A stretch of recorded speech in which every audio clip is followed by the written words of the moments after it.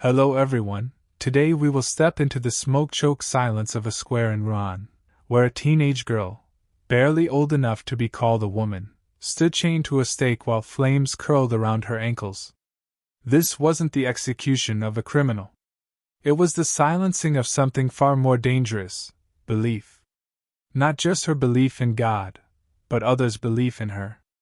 Before we get started on this story, please take a moment to like the video and subscribe, but only if you really like what I do here.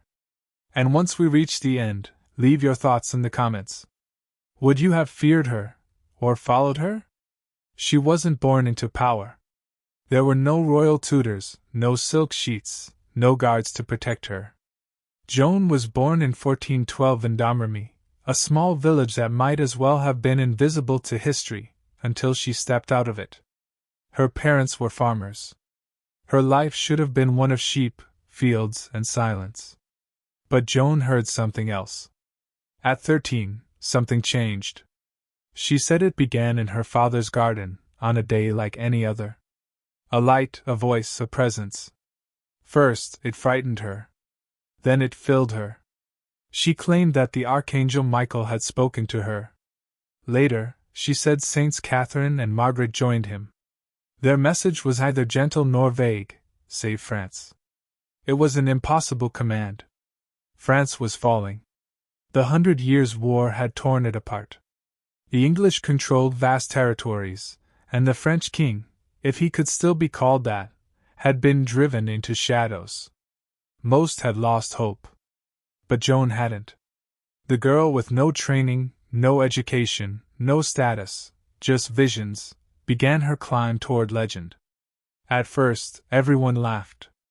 Even local soldiers mocked her when she claimed she would lead France to victory. But something about her unsettled them. She didn't beg or bargain. She declared. After a time, a local noble relented and allowed her to visit the royal court. She traveled through enemy territory to reach Seine, where Charles the Dauphin, the would-be king, was hiding behind silk and doubt. To test her, he wore commoner's clothes and let a decoy sit on the throne. Joan walked into the hall and walked straight past the decoy. Without hesitation, she knelt before Charles and told him she had been sent by heaven to see him crowned. That's when the fear truly began. They questioned her for weeks. Bishops, scholars, and priests interrogated her, seeking heresy in every word. They found none. Eventually, Charles allowed her to lead troops to relieve the siege of Orleans, a city that had all but surrendered. Joan wore white armor. She carried a banner, not a sword. She rode at the front. And the soldiers, men who had been losing for years, followed her. The siege was broken. The English retreated. She didn't stop. She led campaign after campaign, pushing English forces back. Her presence turned the tide of war. But it wasn't just her presence. It was what she meant. She was not nobility. She wasn't blessed by the church. She claimed to be blessed by God directly, and she was winning. That terrified people in power. In July 1429, she marched Charles to Reims and stood beside him as he was crowned Charles VII, King of France. It was the climax of her mission. But even then, she was uneasy. The voices hadn't told her to stop. Something remained unfinished. But Joan was no longer a miracle. She had become a problem. The court that once celebrated her began to treat her as a wild card. She had no manners. No finesse. She spoke too plainly, too often, and too passionately. She didn't understand politics. She didn't want power. And that made her dangerous. Then came Compiègne. In May 1430, while defending the city, she was thrown from her horse outside the gates and captured by the Burgundians, French allies of the English. She fought, tried to escape, begged the city to open the gates. They didn't. Her capture was not treated like that of a soldier. She was a symbol. A threat. And her trial would not be one of honor. It would be a slow, methodical attempt to burn her legacy down to ash, before they ever lit the pyre. The voices that had once pulled her into destiny had now gone silent. But the silence, she would soon learn, was not the end. It was the beginning of the fire. They did not take her to a battlefield, nor to a prison of war. Joan of Arc was brought to Rouen, a city under English control, far from the court she had served, far from any allies who might intervene. She was kept not in a noble tower or guarded fortress, but in a dank cell within the castle of Bouvruel.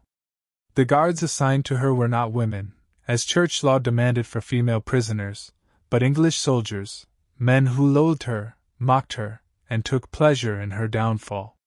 Her chains were heavy. Her clothes crude. Her meals minimal. But the true weapon used against her wasn't iron. It was process. The trial was political theater, draped in holy robes. 70 clergymen gathered to judge her, most loyal to the English crown. Pierre Cauchon, the Bishop of Beauvais, led the tribunal.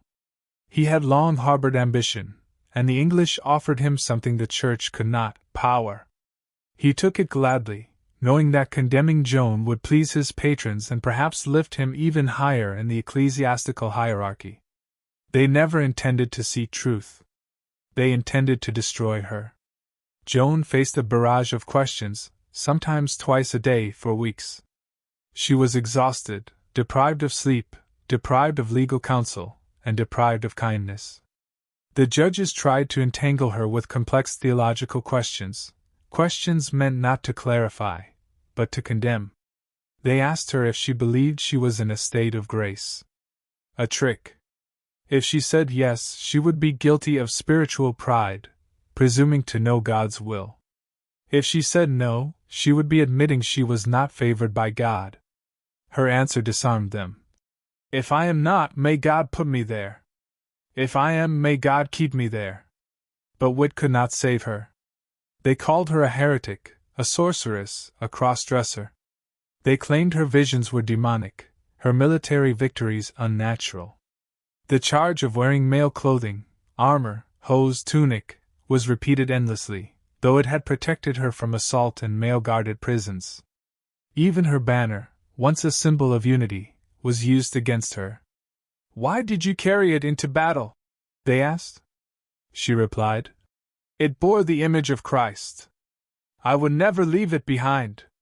To the judges, that was pride. To her, it was faith.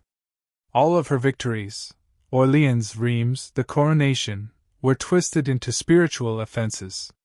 Her belief that she had been chosen by heaven was turned into arrogance. Her refusal to submit to church authority without understanding what she was admitting to was framed as rebellion. Her trial dragged on for months. She grew thinner. Her voice, once commanding, became quiet. But she would not renounce the visions. She would not say the saints had lied to her. She would not deny the voices that had changed her life. And so the judges reached the conclusion they had prepared from the start. On May 24, 1431, they staged a public spectacle at the cemetery of Saint-Ouen. Joan was led onto a wooden platform in front of a crowd. A sermon was read. The stake, visible in the distance, loomed like a threat. She was told to sign an abjuration, a confession renouncing her visions and agreeing to wear women's clothing. Joan broke. Perhaps it was fear. Perhaps exhaustion. Perhaps it was hope that by yielding, she might live. She signed the document, though she could not read it. Her signature, a small, shaky cross, sealed the lie. They commuted her sentence to life imprisonment. But the English were not satisfied. A few days later, Joan was found once more in male attire. She had returned to her tunic and hose. She said it was for protection. Others say the guards had removed her women's clothing, forcing her to choose between modesty and compliance. The judges saw it differently. She had relapsed. And under church law, that meant she must die. On May 29th, the verdict was final. She was a heretic. She would burn. That night, Joan wept, not for herself, but for the betrayal. Not even Charles VII, the king she had lifted to his crown, had sent word. Not a coin. Not a message. Nothing. The voices had once told her that she would be rescued. Now they were silent. The city of Rouen stirred before sunrise. Smoke from bakeries mingled with mist rising from the Seine, curling around rooftops like an omen. Word had spread through hushed voices and heavy hearts. Today, the maid burns. People rose early, not out of hunger or duty, but out of a terrible curiosity. Even those who had long believed in her guilt found themselves restless, compelled to see the end for themselves. In the castle prison, Joan woke from a shallow sleep. Her final sleep. The Friar Martin Ladvenu, one of the few allowed to visit her in her last hours, described her not as a girl trembling in fear, but one caught between agony and acceptance. Her hands were still. Her eyes, red-rimmed from weeping, no longer darted about the cell as they had in the weeks prior. When asked what she feared most, she whispered, "I fear being denied the cross." She asked for one, any cross, to hold as the flames took her. A guard, perhaps softened by her voice or shamed by his own duty, carved 2 pieces of wood and tied them together with twine. She held it to her chest as if it could shield her. Outside, the English built the scaffold in the Vieux Marché, the old market square. But this was no ordinary execution platform.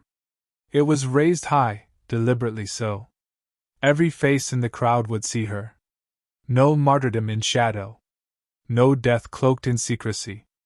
This was theater. A purification ritual masquerading as punishment. They stacked the firewood thick, not just at the base but around her legs and waist, ensuring she would not be seen standing tall. They didn't want a silhouette of courage. They wanted to blot her out. Around mid-morning, she was led from the castle. Chains wrapped her arms, and soldiers flanked her on every side, more for crowd control than her protection. The people parted as she passed. Some crossed themselves. Some spat. Others sobbed, unsure whether they wept for a heretic or a saint. She walked barefoot, her steps slow but steady. No crown, no armor, no white horse. Just a gray tunic and the trembling of chains. When she reached the square, the murmur fell to silence. She was bound to the stake by her waist, chest, and ankles. Iron shackles thick as a man's wrist. The executioner, a man named Geoffrey Therridge, moved about nervously. He had seen many die. But not like this. He glanced upward as he worked, at her face, calm and pale in the smoke-thick air. Later he would confess that he had wept as he lit the flames. The preacher gave her one last chance. Recant, and the fire would be delayed. Maybe even spared. She shook her head. Her voice cracked as she asked only one thing. "Hold the cross before me, so I may see it through the smoke." A monk climbed onto the platform with her, holding the wooden crucifix at eye level. She fixed her gaze on it. Then she began to speak, not to the crowd, but to God. "Jesus! Jesus! Jesus!" she cried over and over, as the flames began their cruel ascent. The fire started low around her feet. It took time. The smoke, thick and oily, rose first. Her tunic caught. The crowd began to shift, some shielding their eyes, others transfixed in horror.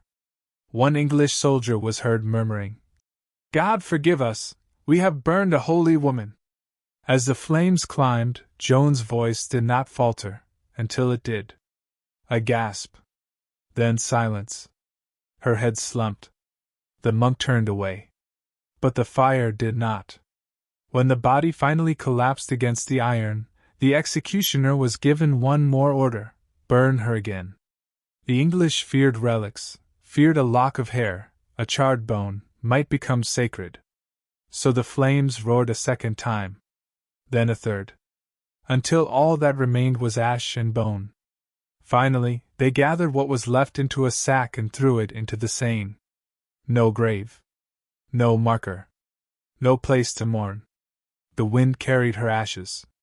The water swallowed them whole. But the silence that followed was not one of victory. It was hollow. And in that hollow space, a question began to whisper through the minds of even her enemies: what if she had truly been chosen?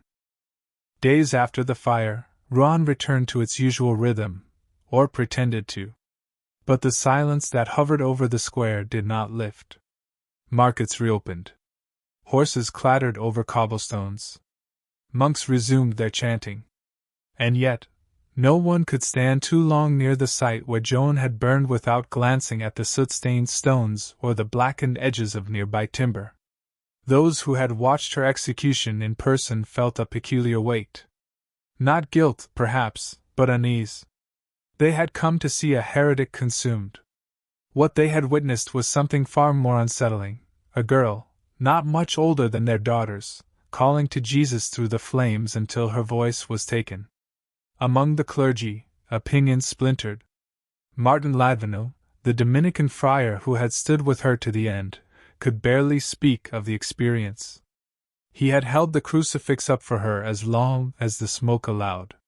He had heard her prayers, seen her eyes. And when she cried out in her final breath, "My voices deceived me," he had felt the world tilt sideways. Was it despair, or irony? Or did she mean it at all? Other clerics began to speak quietly of doubt. If she had been a liar, why had she accepted death with such grace? If she had been mad, why had her answers been so precise, so unshakable under pressure? And if her visions were of the devil, why had she only ever spoken of God? Meanwhile, those who condemned her did their best to vanish from memory. Bishop Pierre Cauchon, her lead accuser, sought promotion but would never receive the cardinals had he craved. His name, once carried with pride, began to wither in the records. Whispers followed him like shadows in candlelight. Even he, it said, began to avoid hearing the name Jean. But in the villages, in the markets, and in the hearts of those who had fought beside her, Joan's memory did not die. They told stories, some grand, others intimate. A soldier claimed he'd seen her ride through enemy fire untouched, as if cloaked in light. A woman from Orleans spoke of how Joan's presence alone had given people the will to resist. In Domremy, her childhood home, her mother and brothers wept not just for her death, but for how little the crown had done to save her. And what of Charles VII, the king she had crowned? He remained silent. Politically, he had distanced himself from Joan even before her capture. To support her too openly had become dangerous. And after her death, he offered no official mourning, no inquiry, no statue, no shrine. He owed his crown to her, yet history records not a single personal word of grief. Still, time, unlike kings, does not forget so easily. 2 decades later, something unexpected stirred. A formal appeal was made to the Pope. Joan's family had petitioned the Church to revisit her trial. And Charles, perhaps stirred by conscience or political gain, finally supported it. In 1455, the nullification trial began. Led by Inquisitor General Jean Brihol, the process was long and meticulous. Over 100 witnesses were summoned. Some had judged her. Some had guarded her. Others had marched beside her. Piece by piece, the original trial was picked apart. Testimony after testimony revealed that Joan had been denied legal rights, misquoted in court transcripts, and manipulated by judges with political motives. The fact that she had been kept under guard by men in violation of church law was confirmed. The use of her male clothing as a death sentence was questioned, especially since she had worn it only to preserve her safety. And then there was her voice. Not the heavenly one's, but her own.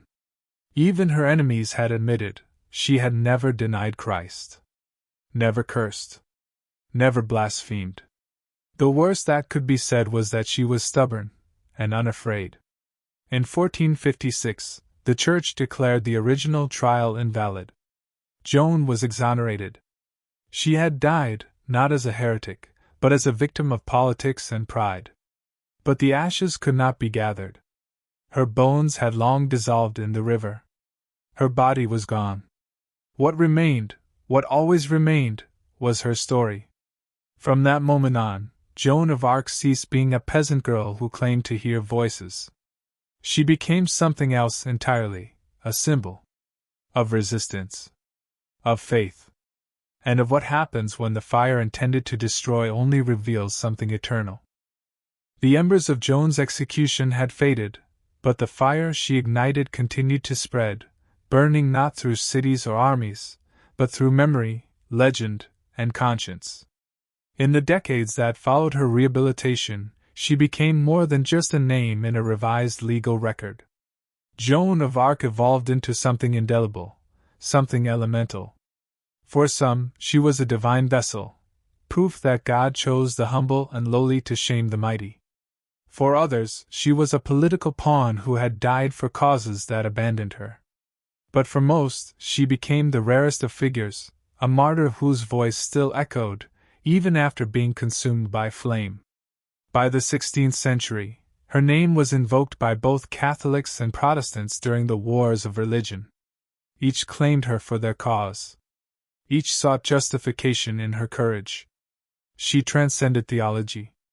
Joan became a mirror for every age of unrest, a silent reminder that conviction, once ignited, does not easily die. In the centuries that followed, writers penned poems and plays about her. Painters imagined her riding into battle or kneeling at the stake. In Orleans, a festival began in her honor. In Domremy, pilgrims visited the fields where a teenage girl once claimed to hear saints whisper her name. And then came her final recognition, one even Joan might not have dared to imagine. In 1909, the Catholic Church beatified her.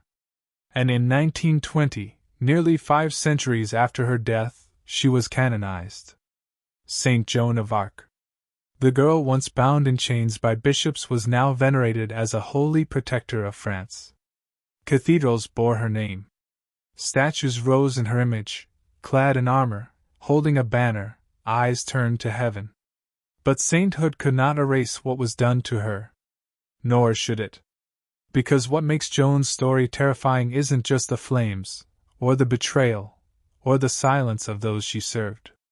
It's the clarity with which we can see how easily a system built on righteousness can be twisted to destroy what it does not understand. Joan was a girl who believed something, fiercely. She believed in France. She believed in God. She believed her voices were real. And she followed them with unwavering certainty. Not for power. Not for riches. She asked for no title. She took no spoils. She fought, suffered, and died simply because she believed she had been told to. And that belief, more than any sword, terrified the men in robes and armor. They tried to label her mad. They failed. They tried to call her heretic. History reversed the charge. They tried to burn her from memory. And yet she returned, again and again, stronger each time. Even now, when we speak her name, it comes with weight. Joan of Arc. The syllables carry fire and steel, innocence and defiance. We don't just remember what was done to her. We remember what she did. How she led armies without ever lifting a sword. How she stood before kings and told them the truth. How she faced her executioners and still looked upward. And how the very fire meant to silence her became the fire that spread her story.